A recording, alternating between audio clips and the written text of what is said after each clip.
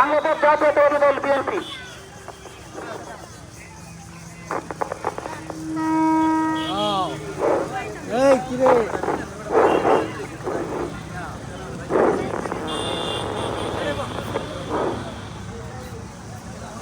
নাহমাদুন সাল্লি আলা রাসূলিল কারীম আম্মা বাদ আউযু বিল্লাহি মিনাশ শাইতানির রাজিম বিসমিল্লাহির রহমানির রহিম।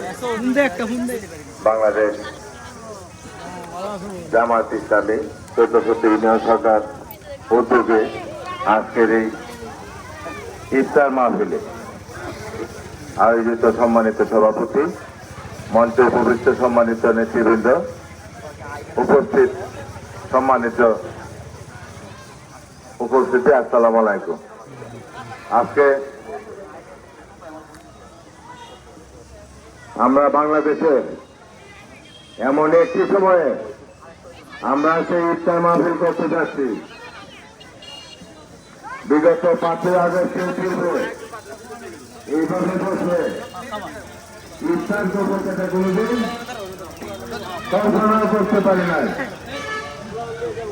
আমরা একসাথে বসে ইফতার করব, সেটা হচ্ছিল সেদিন স্বপ্নের বাইরে। আমাদের অনেক নেতা কর্মী জঙ্গলে বন্ধে ইফতার করতে হয়েছে, কারো মুখ কারো দেখতে পারে নাই। খুব কঠিন পরিস্থিতির মধ্যে দিয়ে আজকে বাংলাদেশে ৫ই আগস্টের জুলাই বিপ্লবের মাধ্যমে বাংলাদেশে এখন মুক্ত আকাশে আমরা মুক্তভাবে কথা বলতে এবং মুক্তভাবে চলাফেরা করতে পারতেছি। প্রিয় উপস্থিতি, আজকে আমাদের যে কাঙ্ক্ষিত বাংলাদেশ, যে বাংলা ইতিমধ্যেই আমাদের অনেক বক্তা বলে গেছেন, আমাদের স্বপ্নের বাংলাদেশ, কাঙ্ক্ষিত বাংলাদেশ, বর্তমান যে প্রধানমন্ত্রী তারেক রহমান, উনি ইতিমধ্যে নির্বাচনী ইফতারের ঘোষণা করেছিলেন।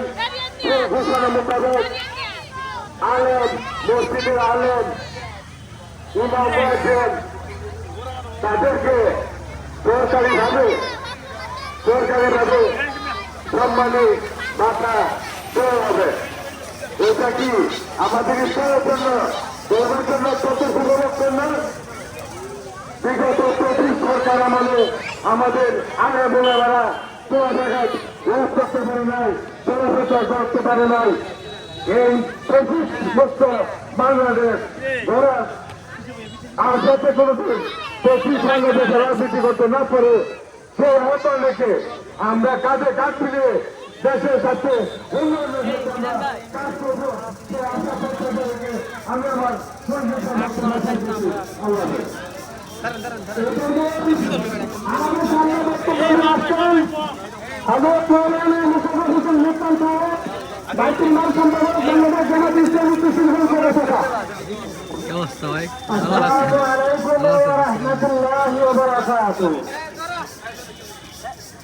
আলহামদুলিল্লাহ।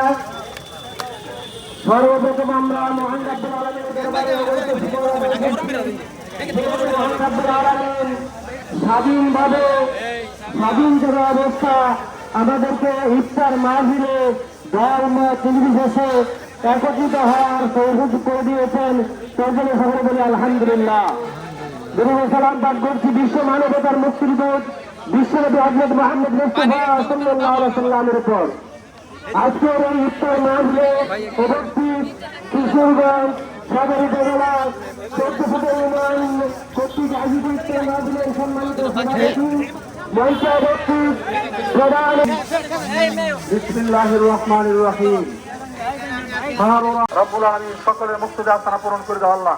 আল্লাহ সেই কোরআনের রাজ প্রতিষ্ঠিত করার ব্যবস্থা করে দাও রব্বুল আলামিন। বাংলাদেশে এই জাতীয় সংসদে যেন কোরআনের আইন প্রতিষ্ঠিত হয়, সুন্নাহর আইন প্রতিষ্ঠিত হয়। লক্ষ্য হবে আমাদের সেই বাংলাদেশ মানুষের গোলামি থেকে যেন বের হয়ে গেছে আল্লাহর গোলামে পরিণত হতে পারি আমরা, হয়ে সেই বাংলাদেশকে একটি কল্যাণ রাষ্ট্রে পরিণত করতে পারি। সেই তৌফিক আল্লাহ রাব্বুল আলামিন সবার কাছে আমরা কামনা করি। আল্লাহ প্রত্যেকের মুক্তির আশা পূরণ করে দাও।